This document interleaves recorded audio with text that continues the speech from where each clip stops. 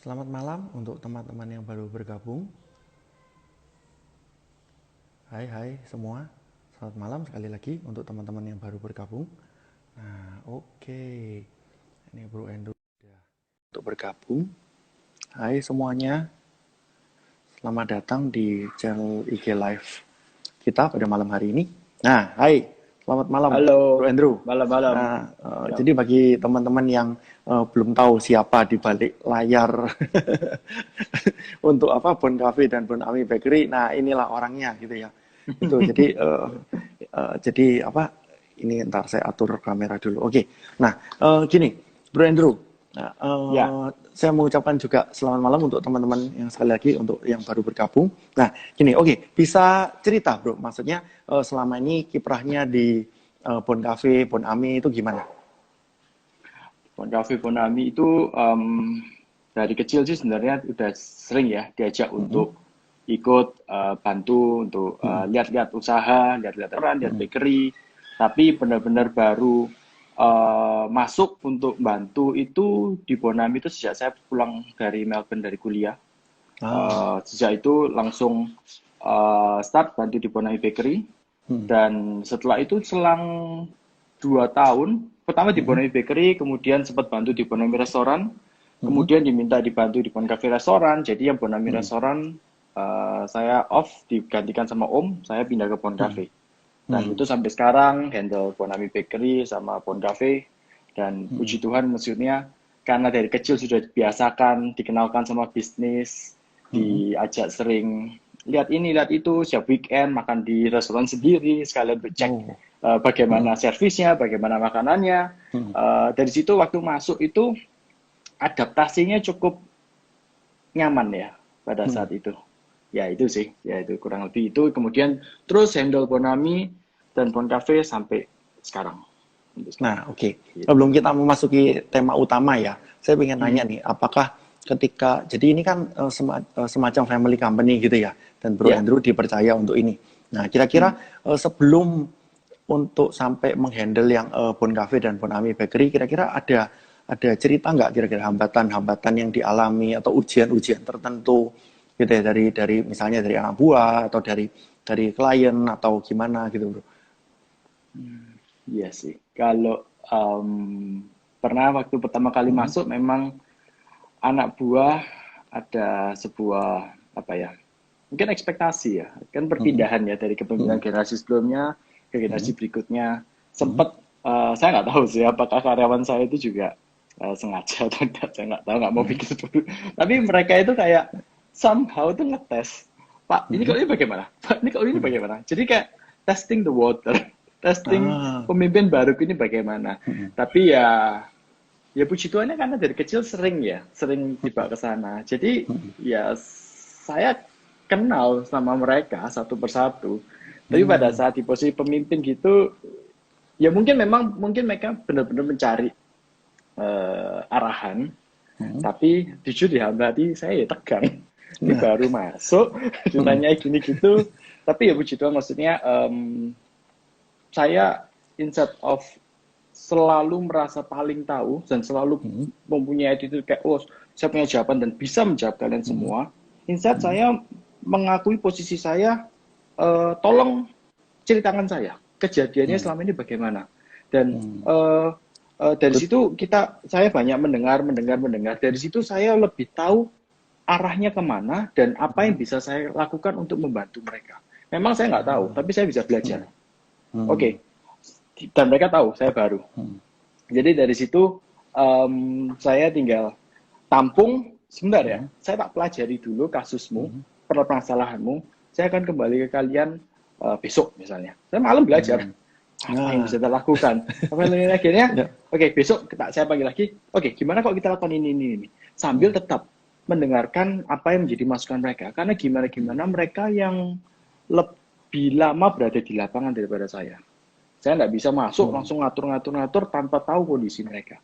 Nah, mungkin mhm, challenge-nya itu. Kemudian kalau challenge dari keluarga, because it's family business, somehow mhm, uh, ada mungkin karena saya dari keluarga juga, mhm, ada mungkin ada perlu ada apa ya? ada ekspektasi tertentu, itu juga ada. Tapi yang penting kita terbuka untuk share, untuk mau belajar, dan hal-hal itu halangan pasti ada, tapi masih bisa dilalui sih, selama kita mau untuk belajar dan beradaptasi dan terus berkembang ya.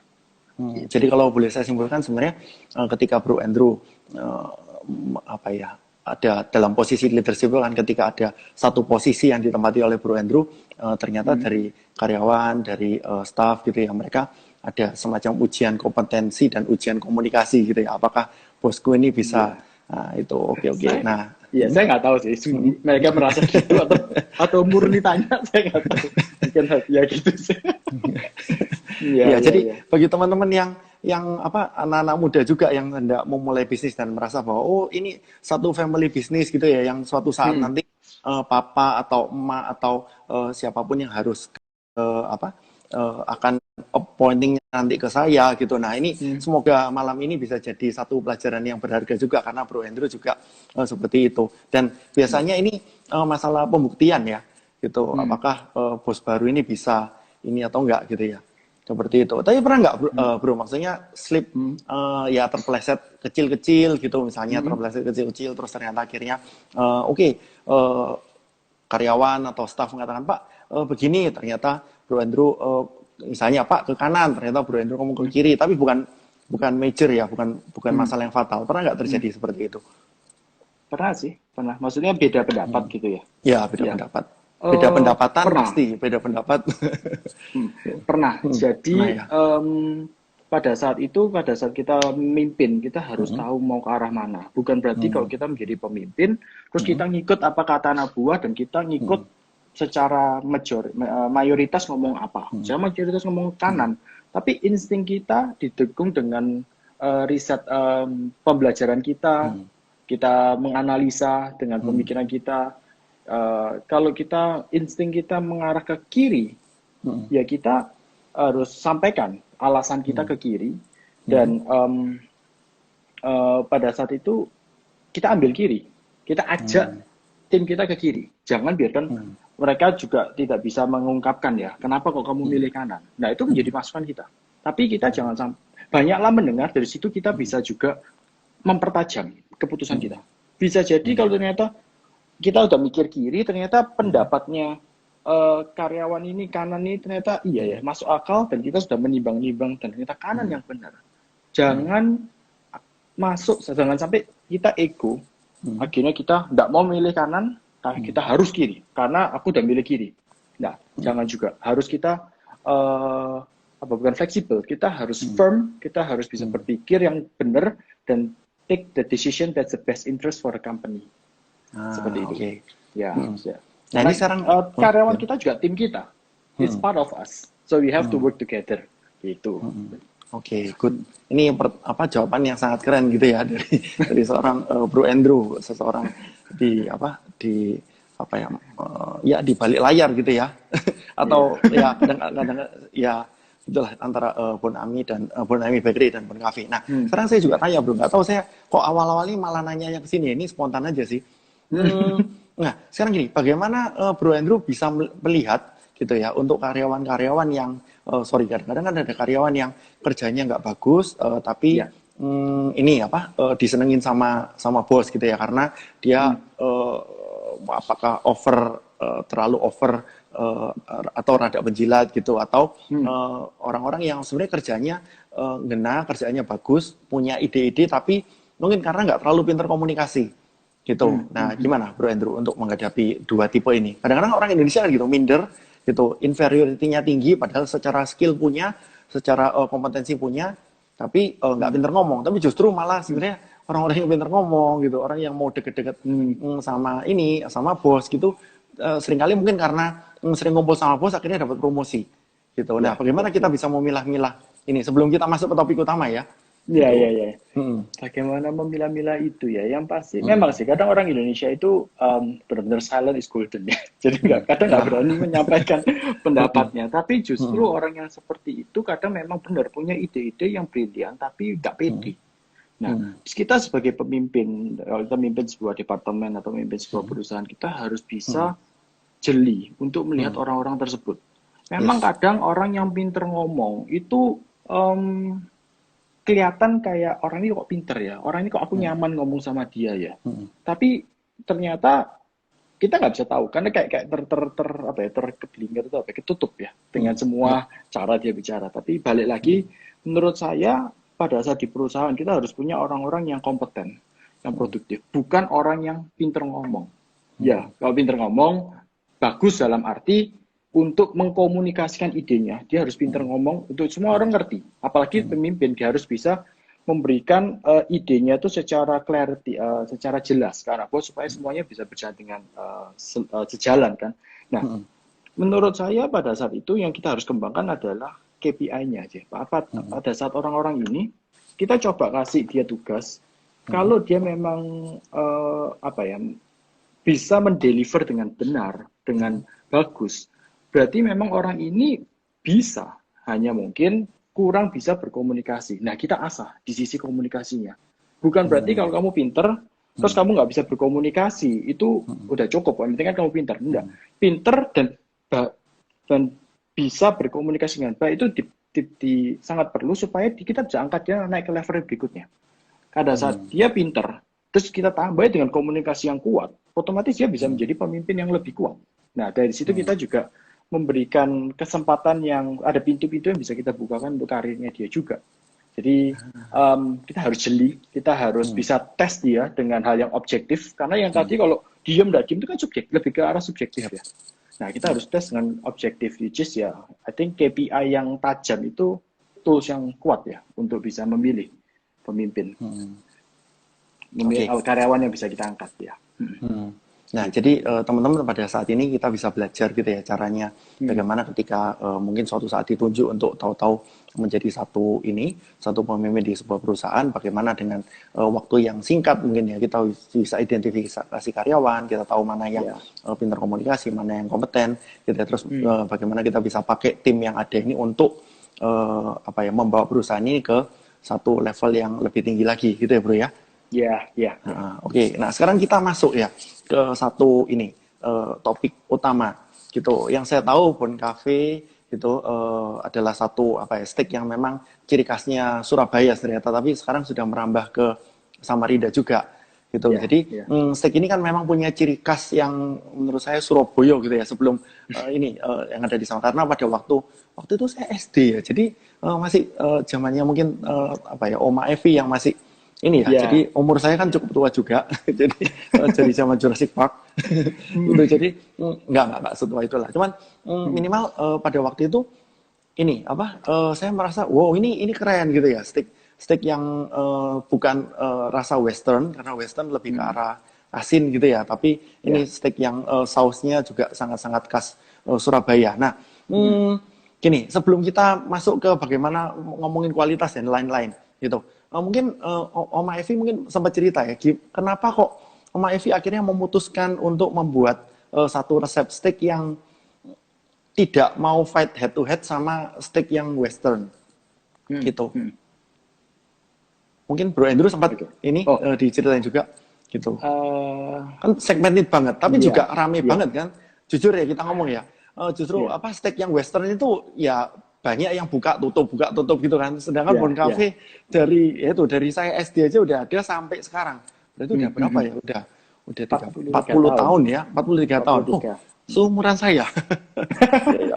Oke. Ya, Oma waktu itu sih sejarahnya sih waktu itu kan Oma sempat di Probolinggo, pindah Surabaya, sempat ke Singapura, sampai akhirnya pulang kembali ke Surabaya. Dan Oma ini orangnya itu perfeksionis dan detail. Nah, kena Bon Cafe itu, dan Oma itu pinter masak, taste budnya itu kuat. Pas pada saat pulang, sempat Bon Cafe itu, kalau saya dengar ceritanya, dulu itu nggak jualan steak, tapi jualan lomi. Jualan lomi. Jadi noodle. Noodle. Tapi saya pun nggak pernah mencoba. Cuma diceritai modelnya gimana juga nggak tahu. Tapi sampai suatu saat Oma itu benar-benar orang yang detail dan mau beradaptasi. Jadi pada saat itu Oma melihat kalau steak itu mungkin pada saat itu orang nggak bisa menerima steak yang Western. Kalau Western itu kan cuman hambar ya, kayak mungkin garam sama merica, yang cuman benar-benar menonjolkan mungkin kualitas dagingnya, ada yang medium rare, ada yang rare, gini-gitu. Nah, gimana itu dimasukkan ke market Surabaya, orang nggak suka, gitu. Nah, Oma melihat itu, melihat karakter dari customer, dari situ muncullah ide untuk membuat makanan yang disukai oleh masyarakat Surabaya. Dan ternyata munculnya adalah ya steaknya itu, yang dengan taste yang kuat, dengan mungkin kuahnya yang banyak, yang mateng, yang panas, ya nggak tahu ya, itu akhirnya puji Tuhan, tak rasa itu juga grace-nya Tuhan ya, untuk orang akhirnya bisa kena taste bud-nya dan cocok dan menjadi loyal customer-nya Bon Cafe. Tak rasa itu nggak luput dari kasih karunia juga. Jadi kita nggak bisa mengusahakan mau masakan gimana, tapi kalau nggak Tuhan nggak berkenan ya customer nggak ke sana. Dan puji Tuhan terus berlanjut sampai 40 tahun ini. Oke. Kalau boleh tahu Bro Andrew, sudah berapa lama incas di Bon Cafe ini? Saya Bon Cafe 2010, berarti Ya, itu 10 tahun ya? 10 tahun ya? Ya 10 tahun, wow. Oke. Nah, bagaimana kiat-kiat Bro Andrew untuk bisa bertahan selama 10 tahun ini menghadapi gempuran dari itu, steak-steak western itu? Itu steak western kan pasti banyak kan ya, dan saya tadi juga sempat bilang buka tutup gitu ya, nggak banyak steak western yang bisa bertahan. Nah, sedangkan Bon Cafe tetap bertahan gitu.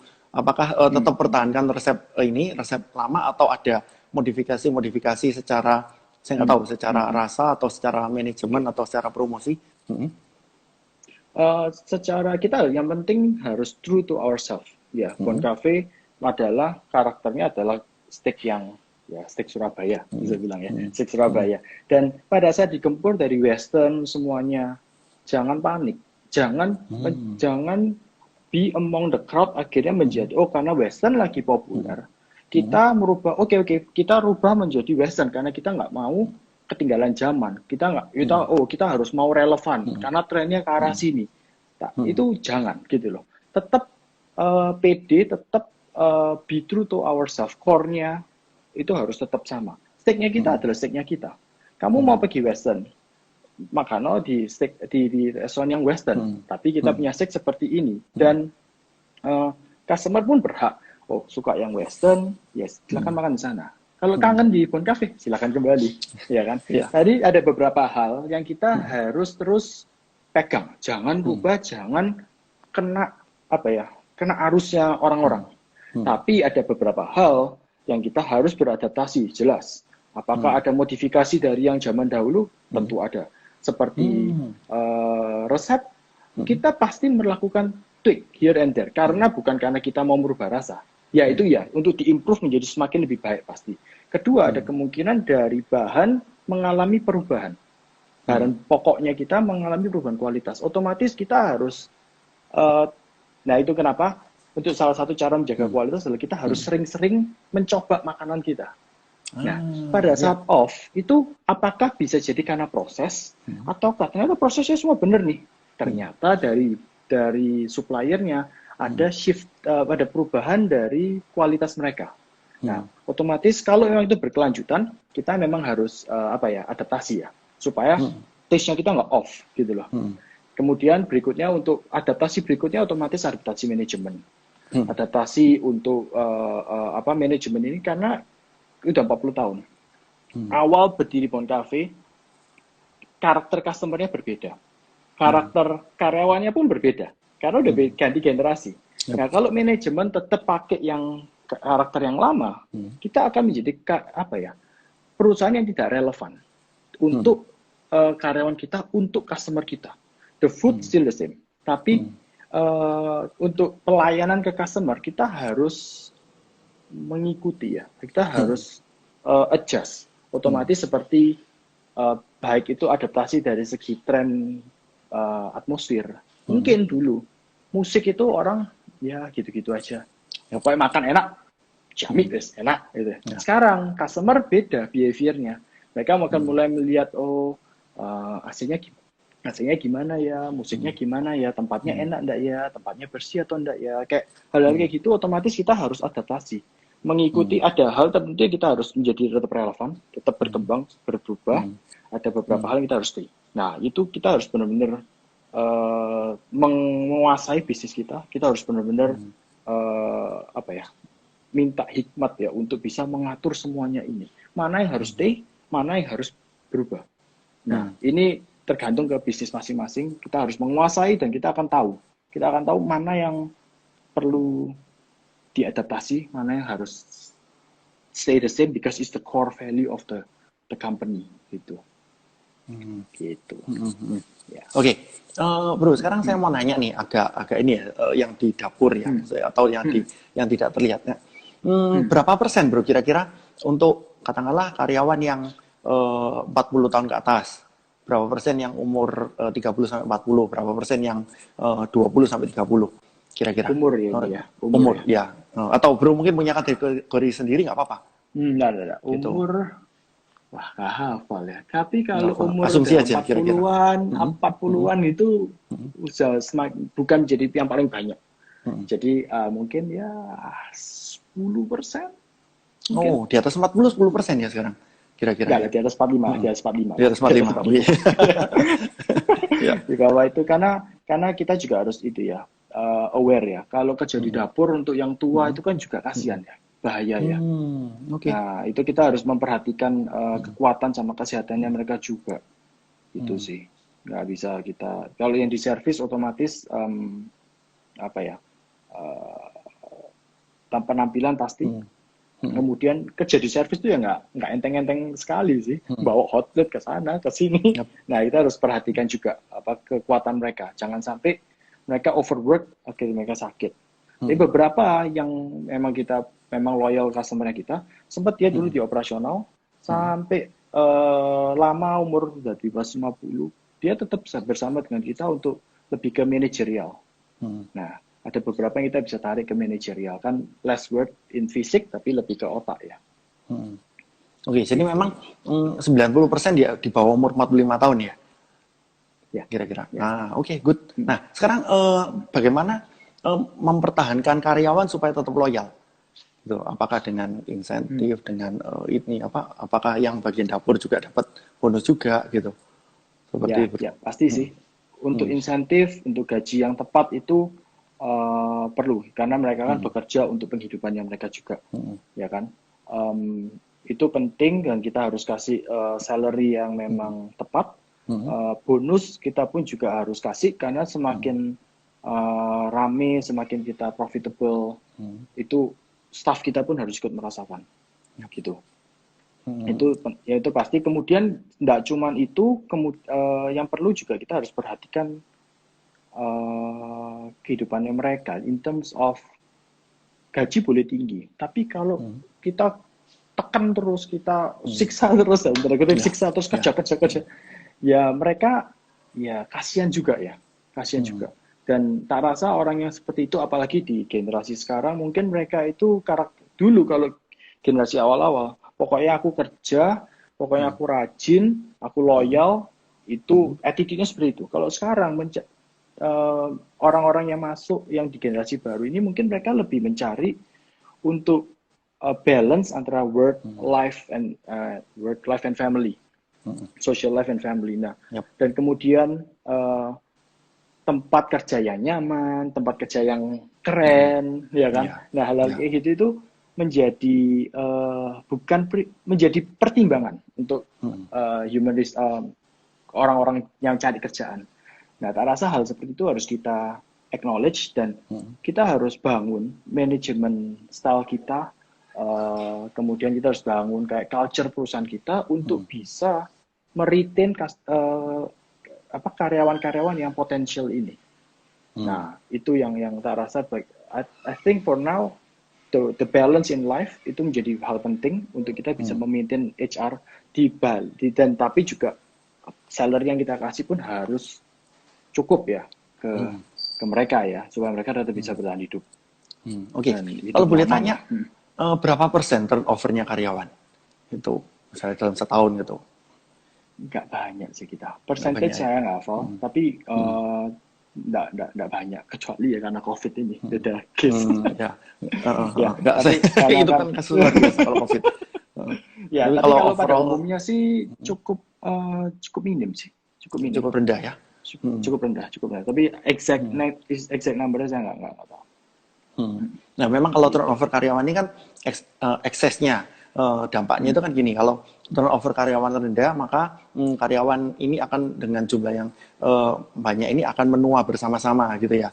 Nah, tapi kalau misalnya turnovernya tinggi juga, akhirnya efeknya juga, dampaknya juga kita kesusahan mentraining orang baru gitu ya. Ya, Gitu. ya, Makanya ya. ini salah satu. Memang kalau turnover rendah berarti mereka happy di sana gitu ya, secara Benar. gaji, secara lingkungan kerja gitu. Tapi memang akan ada dampak lagi. Tapi tadi ketika menjaga supaya akhirnya di bawah 45 tahun itu saya rasa itu keputusan yang bijaksana gitu ya.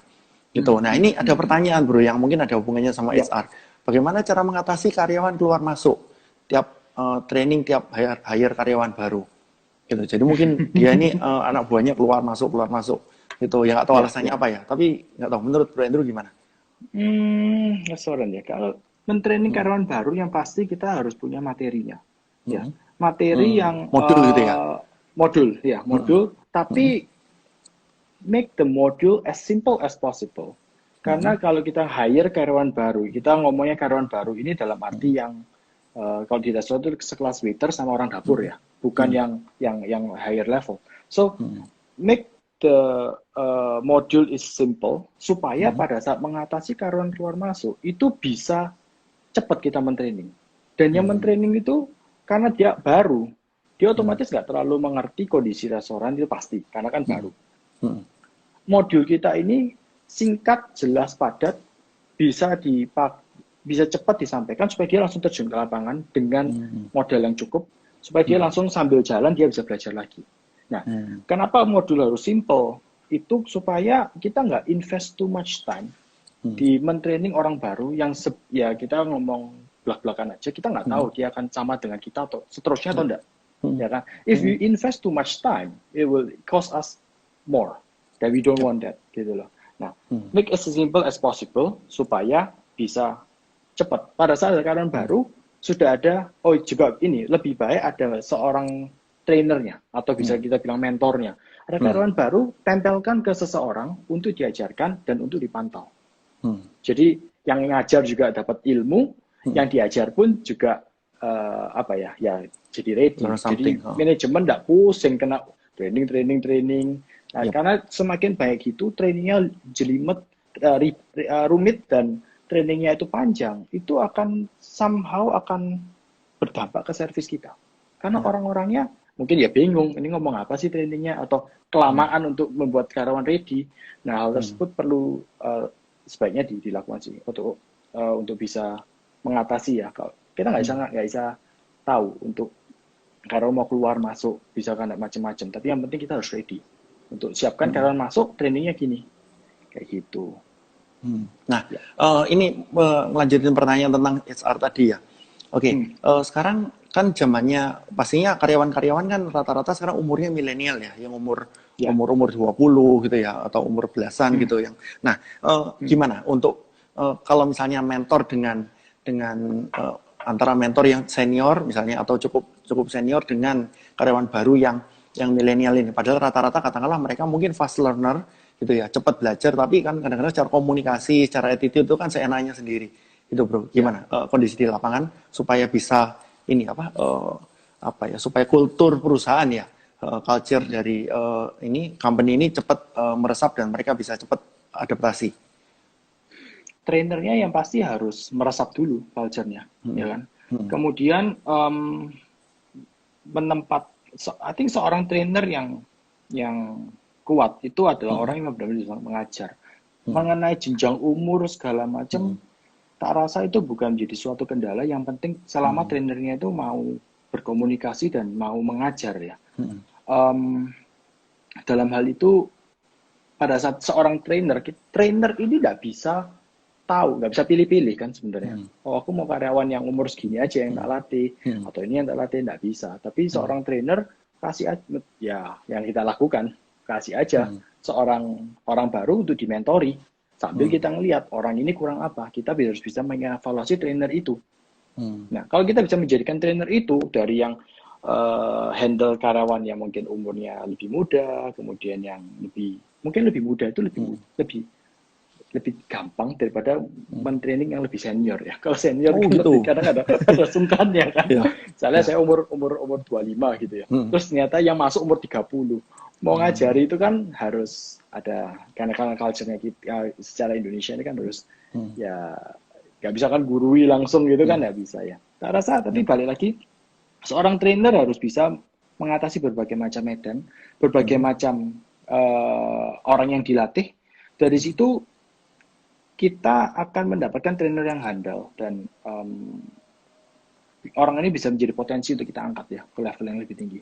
Ini sebagian, anggapnya ini bagian dari trainingnya mereka juga untuk bisa mengatasi macam-macam ini, macam-macam umur.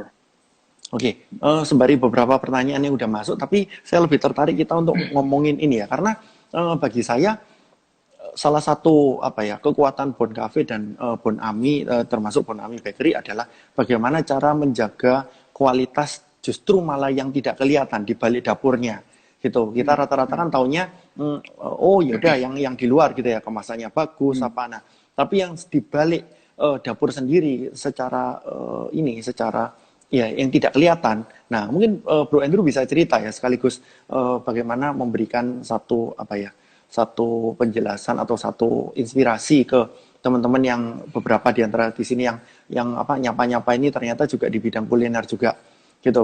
Karena yang pasti dari pemimpin gereja kita Pastor Philip juga sempat ngomong gitu bahwa Bon Cafe dan Bon Ami ini adalah salah satu restoran yang terbaik untuk menjaga kualitas ini, kualitas di balik layarnya atau di balik dapurnya gitu. Mungkin Bu Rendu bisa cerita apa aja yang sudah dilakukan?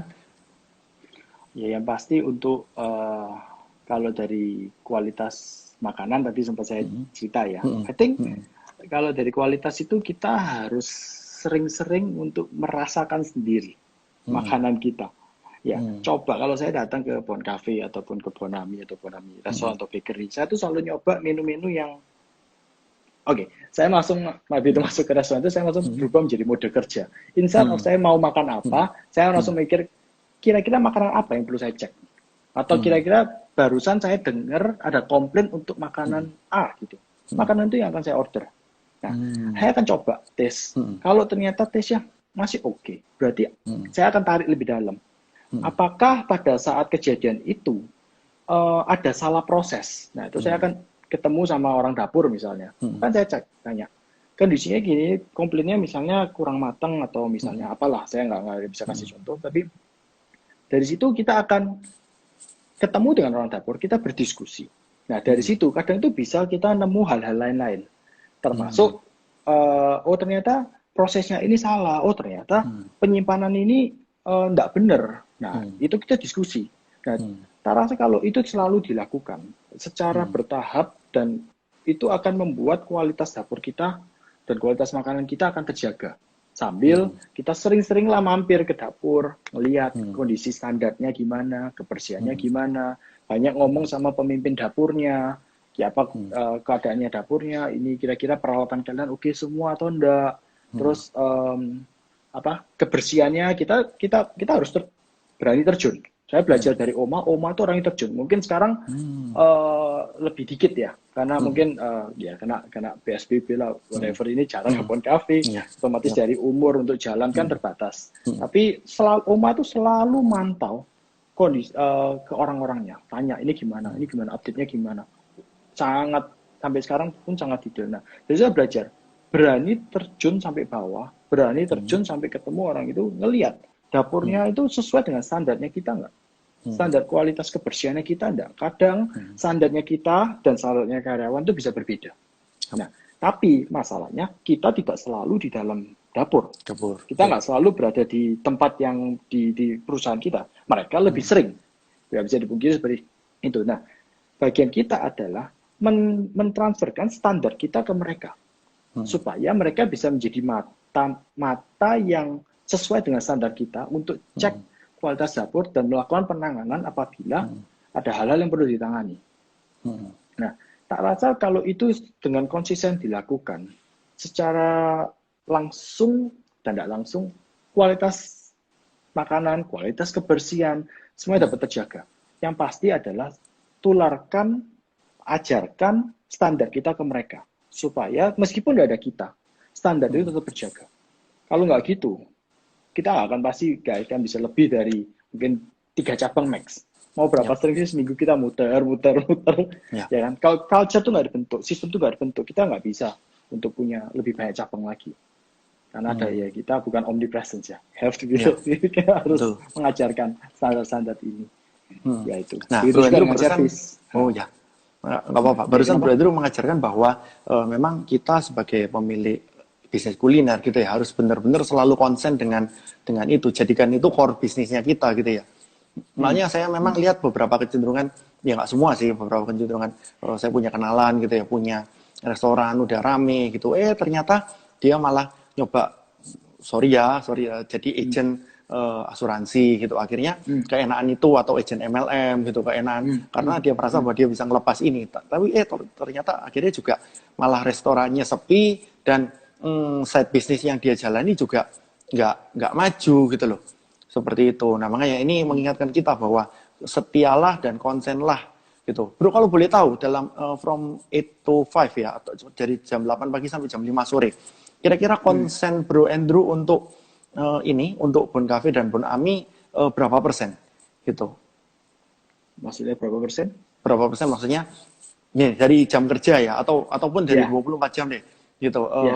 Perbedaan katakanlah dari awal-awal gabung mungkin kan totalitas ya gitu, dari jam 8 pagi sampai jam 5 sore, kalau perlu sampai jam 9 malam sampai restoran tutup gitu ya. Nah kalau sekarang apakah dengan ini dengan kuantitas waktu yang sama gitu, atau sekarang udah lebih ini bisa ini apa bisa bisa di spare untuk konsentrasi yang lain gitu. Ya. Dulu memang awal-awal benar-benar hands on, full di Bon Ami, full di Bon Cafe. Tapi dengan kondisi semakin perusahaan berkembang, kita harus work smarter ya. Bukan hanya work hard, tapi work smarter. Work smarter ini adalah dengan juga memilih orang-orang di sekitar kita yang bisa mengaplikasikan visi yang kita mau capai.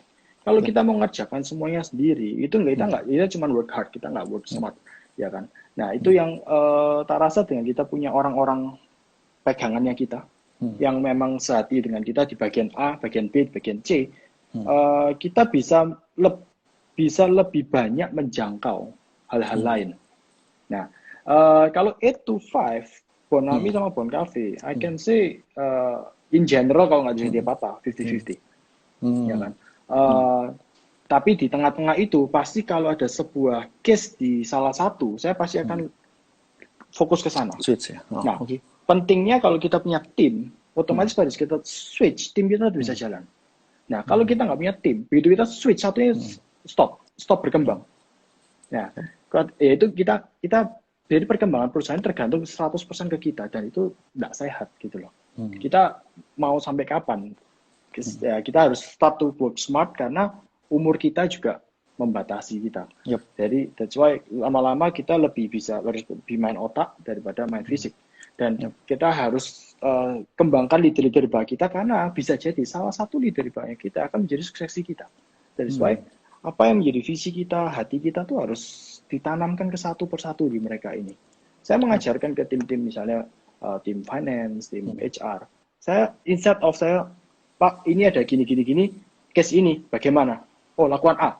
Nah, sebelum saya ngomong A, saya akan jelaskan pola pikir saya. Hal-hal apa yang saya pegang. Oh, ini jangan. Pokoknya ada prinsip yang harus kita pegang. Seperti gini, kayak gitu. Misalnya, ngomong aja invoice misalnya. Ini agak buka dikit. Invoice ke sebuah perusahaan. Ada sesekali tim finance saya ngomong, Pak, ini ada orangnya minta invoice ini dinaikkan supaya dia bisa klaim lebih dan lain sebagainya. Saya akan ngomong langsung ke orang finance, saya ngomong, untuk hal ini kita jangan lakukan, karena ada satu prinsip yang kita pegang, yaitu invoice itu harus apa adanya. Kita tidak mau menjadi partner mereka untuk, dalam tanda kutip, membohongi perusahaan di mana mereka bekerja. Buat kita nggak ada ruginya dan nggak ada untung sih dapat omset. Tapi dia mau rugi, ya nggak ada ruginya kan, gitu loh. Tapi itu sebuah prinsip yang kita pegang. Akhirnya pada saat itu customer itu hilang, cukup besar, tapi hilang. Tapi it's okay, gitu loh. Tapi yang penting kita pegang prinsip. Nah, sebelum ngomong, oh jangan diambil atau jangan gini, itu dijelaskan. Dari situ dia akan belajar cara pikir kita. Next kalau ada kejadian seperti itu, dia bisa mikir dan Pak, saya ngambil keputusan ini, oke enggak? Oke, benar. Prinsipnya udah benar. Nah, lama-lama dia akan bisa kita lepas. Nah, jadi itu tidak lagi take our time and our.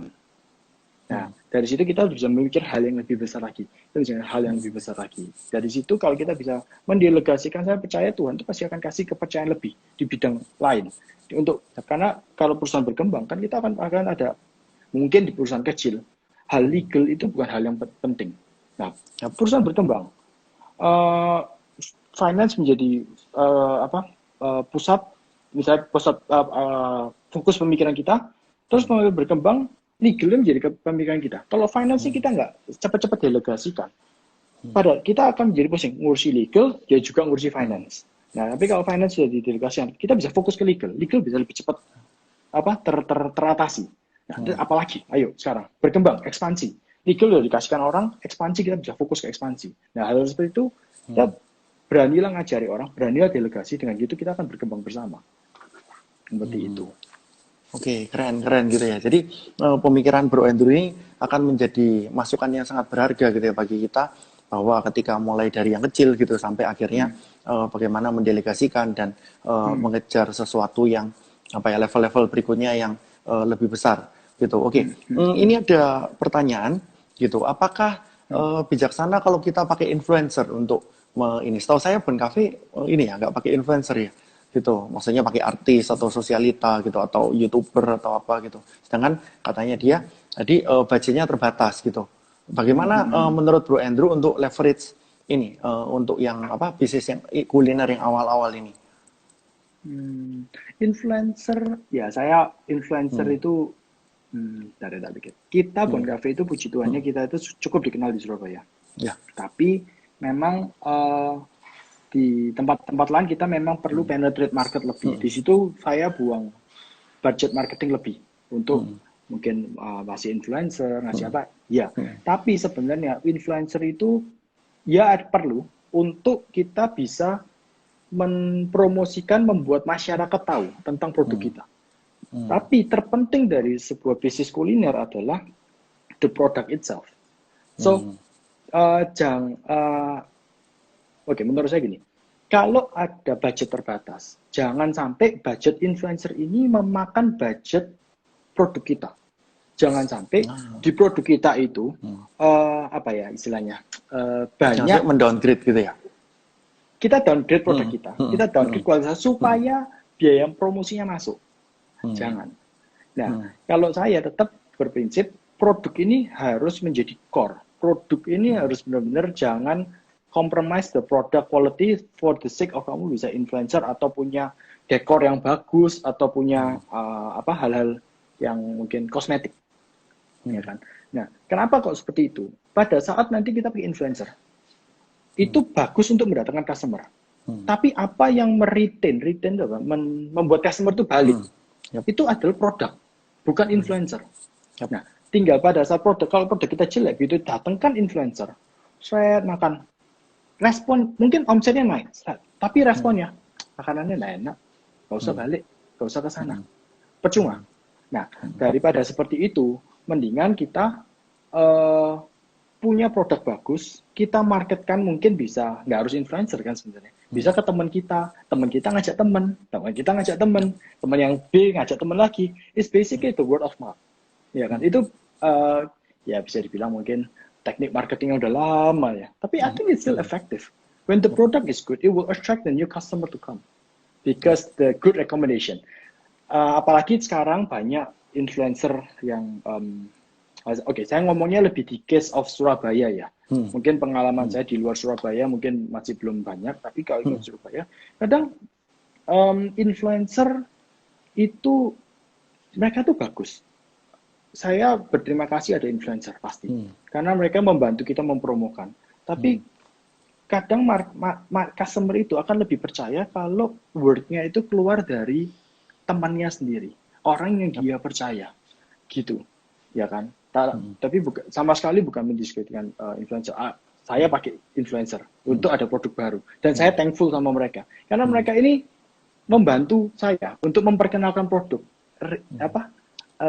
Reach out-nya kan gede banget, ya kan? Kalau saya promo di Instagram saya, siapa yang beli? Kalau ini kan influencer banyak. Nah, tapi jangan lupa untuk mempertahankan produknya sendiri. Bagus mereka datangkan. Make sure they love the product, so they will come back. I think that's the key of all the influencer marketing. Saya setuju dengan influencer, tapi be wise in allocate the budget to the influencer, and jangan sampai itu compromise the quality of your product just because you have to pay the influencer. There's many way. Your friend can be an influencer too. Ya. Ya gitu. Ya dengan membership apa itu kan juga membuat orang repeat order gitu ya, Bon Cafe ya kalau nggak salah. Gitu. Bon Cafe bener. Nah juga mereka akan mengajak temen gitu ya. Saya juga kalau misalnya pas ada tamu dari luar Surabaya ngajaknya ke Bon Cafe gitu. Ini salah steak yang tidak ada di Jakarta gitu ya, atau steak yang tidak ada di Medan seperti itu, atau tidak ada di Semarang. Ini kalau ke Surabaya nggak ke Bon Cafe itu nggak akan bukan ke Surabaya lagi gitu ya. Seperti itu gitu. Jadi dan mereka rata-rata seneng sih gitu karena ciri khasnya itu, dan itu pasti akan membuat repeat order nanti ketika ke Surabaya lagi ya, mereka akan cari Bon Cafe juga gitu. Oke. Saya sekarang gini, teman-teman, kita punya waktu kira-kira 13 menit gitu yang tersedia untuk bisa bertanya lagi gitu. Nah, sekarang saya lebih kembali lagi mau fokus ke tadi ya, masalah di balik dapur ya gitu. Bagaimana Bro untuk pemilihan misalnya stok bahan gitu ya, karena termasuk manajemennya, karena bagaimanapun saya dengarnya sih, karena saya nggak terlibat di bisnis itu bahwa stok bahan ini sangat penting karena pertama itu gampang dikorupsi atau gampang dicuri gitu. Yang kedua, stok bahan ini sangat penting karena standarisasi rasa itu berasal dari situ gitu. Dan yang terutama juga bagaimana memanage, karena daging, sayur dan sebagainya ini kan ada masa expirednya, beda dengan misalnya apa yang ada dalam barang dagangan saya mungkin expirednya setelah 3-4 tahun, tapi kan kalau daging tidak bisa selama itu gitu. Nah, bagaimana untuk manajemen hal-hal yang di balik dapur ini, pemilihan bahan, terus tadi supaya yang katanya rawan dicuri ini, terus metode penyimpanannya, supply-nya gitu. Kalau misalnya dagingnya tahu-tahu beda rasa gitu, dan masalah expired dan sebagainya. Ya. Kalau masalah expired segala macam, tak rasa manajemen FIFO itu sangat penting dilakukan. First in first out. Sebenarnya first in first out. Sebenarnya konsepnya sih mudah, tapi kadang aplikasi di lapangannya itu sering bukan banyak lah, tergantung kita bagaimana kita memberi pengertian sih. Tapi kadang bisa jadi stok yang lama tuh kan ya, kalau yang lama terus diisi stok baru kan cenderungnya stok baru taruh depan kan, males kan harus yang di belakang. Nah, tapi hal kecil seperti itu harus selalu ditekankan. First in, first out. Ya, itu sangat penting. Nah, dengan kita melakukan seperti itu akan mengurangi bahan kita yang expired. Dari situ otomatis HPP kita juga nggak akan lean, akan ramping gitu loh. Nggak akan ada kos-kos yang karena waste gitu loh. Nah, kita mau hindari itu semua. Nah, seandainya sampai ada barang yang sudah mendekati masa expired, bekerja sama dengan pihak service untuk upselling. Nah, dengan begitu kan barang ini bisa cepat keluar. Tapi kalau ternyata sudah diusahakan tidak bisa segala macam, ya jangan kompromis untuk menjual barang yang kurang optimal ke customer. Karena dampaknya itu bisa panjang, gitu loh. One bad review can impact your brand a lot. Ya, jangan risikokan. Itu cuman berapa sih harga barang? Itu tidak akan bisa menggantikan the brand trust-nya orang ke brandnya kita gitu loh, ya kan. Terus kemudian untuk menjaga HPP, otomatis kita harus punya standar resepi. Itu tak rasa ini sebuah manajemen restoran yang cukup basic. Di mana barang ini HPP-nya berapa, barang ini HPP-nya berapa. Margin of error harus kita alokasikan, perhitungan, karena namanya restoran, nggak mungkin kita bisa benar-benar 100% sesuai dengan HPP. Karena kalau kita bicara dengan besi, mesin, segala macam, mungkin partnya sudah pasti kan. Kalau ini kan, nah, tinggal pada saat, kalau saya at the end of the day, at the end of the month, saya ngelihat HPP in globalnya berapa. Saya punya sebuah standar tertentu untuk itu. Kalau itu masih masuk, ya sudah, it's okay. Tapi kalau ini lebih dari even dari margin saya itu lebih, saya pasti akan turun ke lapangan untuk cek kenapa ini bisa lebih. Nah, tapi bukan berarti kalau udah itu baru kita langsung baru cek ya. Tapi balik lagi ke awal, turun ke dapur, ngobrol sama mereka, cek masalah mereka, cek kualitas mereka itu tetap penting. Karena apa yang kita lakukan dari hari ke hari itu akan terreflect ke the bottom line at the end of the month. Kayak gitu. Ya itu kurang lebih ya seperti Nah, itu. terus ini bro, yang tadi ya salah satu salah satu dukanya buka bisnis kuliner adalah ketika kita nggak terjun langsung ataupun kita percaya ke orang gitu, bahan itu rawan dicuri ya. Makanya tadi kan memang ada margin of error. Nah itu kadang-kadang dipakai sebagai kesempatan oleh karyawan untuk ya udah yang ini habisin aja gitu loh. Habisin itu maksudnya ya ini ya dipakai aja. Apakah margin of error ini dijual atau gimana, atau dilaporin bosnya dengan cara apa. Nah itu gimana bro sistem pengawasannya? Margin of error itu menjadi kunci jawabannya kita di finance. Jadi apa yang di lapangan, kalian sebenarnya harus lakukan apa yang sudah menjadi standar SOP kita, gitu loh. Waste berapa? Oh ini ternyata waste dibuang, itu dicatat.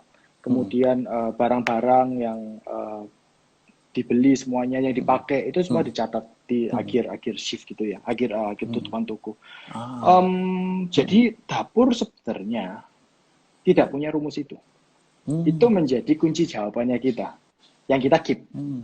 Apa yang kalian perlu lakukan adalah make sure HPP kalian itu tidak lebih, waste kalian itu tidak lebih. Nah di situ juga bagaimana mengontrol mereka KPI, gitu loh. Waste-nya margin tidak boleh lebih dari sini. Nah, even di marginnya mereka itu, ini benar-benar dan HPP itu kan terbentuk dari pola standard of recipe kita di macam-macam menu. Dari situ kita tuh punya kurang lebih kayak globalnya berapa. Nah, selama itu tercapai, margin of error kita pegang, mereka pun juga dikasih certain margin of error, di mana cukup ketat sih. Kalau nggak ketat nanti ya itu curi-curian itu terjadi, ya kan? Dan itu terjadi, dan kemudian yang kita lakukan untuk bisa menghindari itu di barang-barang yang secara harga itu material, kita portioning dari pusat. Supaya itu benar-benar jadi kayak seperti mesin. Gearnya ini ada berapa? Nah ini dagingnya ada berapa? Kita portioning. Kita nggak izinin mereka untuk potong-potong sendiri, terus nanti ini enggak. Dengan melakukan itu kita bisa standardizing our price. Our cost HPP. Ya kalau wortel segala macam, ya kadang ada bongkolnya besar lah, bongkolnya kecil. Ya sudah lah. That's where the margin error should go. Ya. Oke.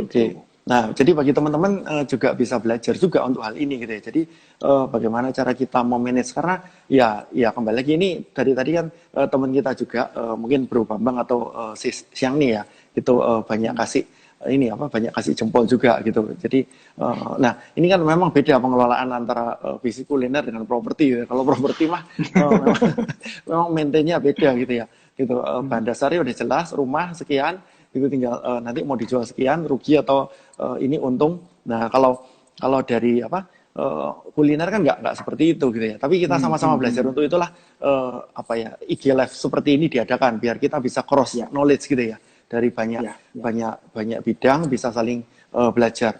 Nah tadi sempat ada pertanyaan gini, ini waktunya, waduh tinggal 5 menit kita padahal jam 8. Nah, gini bro, apakah gini, saya sekarang mau nanya ke teman-teman gitu ya, yang nonton ini ada 107 atau 108 memang in out. Nah, apakah kita mau lanjutin atau enggak? Kalau kita mau lanjutin ya tolong di komen lanjut gitu ya. Kalau enggak ya udah kita selesaikan. Nah, tapi satu pertanyaan dari ini. Kalau untuk mau memulai bisnis kuliner, kira-kira apa yang harus disiapkan? Katakanlah mungkin ya kita kan harus ngomong asumsi dulu ya, standar katakanlah oke, saya punya modal 50 juta nih misalnya, kita langsung ngomong ya. Nah dengan 50 juta untuk membuat bisnis kuliner kira-kira apa gitu, atau Gimana bro? Mau gitu? Oke. Mau punya modal segitu atau mendingan kita nggak ngomong modal tapi bagi saya yang perlu ini disiapkan adalah ini requestnya lanjut semua bro. Gitu. Jadi nanti kita akan putus sebentar teman-teman. Habis itu nanti kita lanjut gitu ya. Tapi yang dijawab ini dulu cukup kira-kira dalam waktu 3 menit. Ya, intinya kalau bikin bisnis kuliner itu tentang food, ya kan? Kita jual makanan. Jadi pada saat punya modal segitu, jangan semua dihabiskan lebih ke kosmetik. Masuk interior, lokasi, hal-hal yang lain itu. Tapi kita mengesampingkan kualitas dari makanan kita sendiri, produk kita sendiri. Nah, pada saat kita bikin sebuah restoran, kita harus memastikan makanan yang kita jual itu adalah makanan yang memang berkualitas dan enak. Itu kuncinya di situ. Mengenai interior, mengenai kursi atau meja kursi segala macam. Udahlah ala kadarnya dulu. Yang penting balance. Jangan kita jualan steak tapi interiornya dicat minyak. Nah, itu kan off banget kan. Jadi the overall concept is not balance. Nah, pada saat kita punya uang 50 juta misalnya, kita harus pandai untuk bisa mengalokasikan dana ke tempat yang tepat. Gitu loh. Memang beberapa kali yang lalu-lalu mungkin trennya banyak buka kafe, buka apa. Mereka melakukan semua interiornya sangat bagus. Tapi mereka lupa, have they invest most of their time, money, and thought in the food, atau they more dealing with the interior people. Nah, pada saat itu orang yang seneng Instagram foto, tapi makanannya ya gitu toh. Mereka nggak akan merasa value, worth-nya. Aku bayar makanan just to get the atmosphere. Tapi instead of I get the good kayak quality product gitu loh. So when you want to open a culinary business, make sure you have a strong product. Saya inspired dengan beberapa hari lalu, nggak salah Komil itu melakukan IG live dengan industri Leo Sapa gitu ya. Saya inspired dengan dia punya mie 3 marga. Dia benar-benar memikirkan, aku jualan bakmi. Aku pakai cara pikir engkau untuk bikin interior mie itu seperti apa. Nah, itu kayak orang ini memikirkan how to make a business that is balanced. Dan dia benar-benar tahu makanannya harus enak. Kita jualan mie. So, the product have to be good. The interior, ya sesuaikan. Gitu loh. Nah, dari situ benar-benar all the money, all the cost goes to the food. And we can present the food that is value-nya itu good. A good value of food. Kayak gitu. So, saya nggak bicara tentang 50 juta atau apa, karena itu very variable ya. Tapi I think the priority should be in the product instead of the rest. Because the rest you can upgrade it anytime. As long as your product is good, it will bring you more profits to update the service for your customer. Nah, tapi kalau produknya jelek, where you will get the money? Itu bakal depleting, habis gitu. Oke, bro, ya, ini waktunya tinggal sedikit. Kita stop sampai sini dulu. Nanti kita lanjut lagi sesi kedua ya. Gitu. Jadi ini kita langsung stop dulu, langsung lanjut. Gitu. Jadi teman-teman jangan lupa kita akan lanjut sebentar. Gitu. Jadi kita akan stop, potong sebentar, lalu kita akan lanjut lagi karena IG Live ini maksimal 1 jam. Gitu. Jadi kita stop dulu sekarang. Nanti kita akan bertemu lagi di sesi yang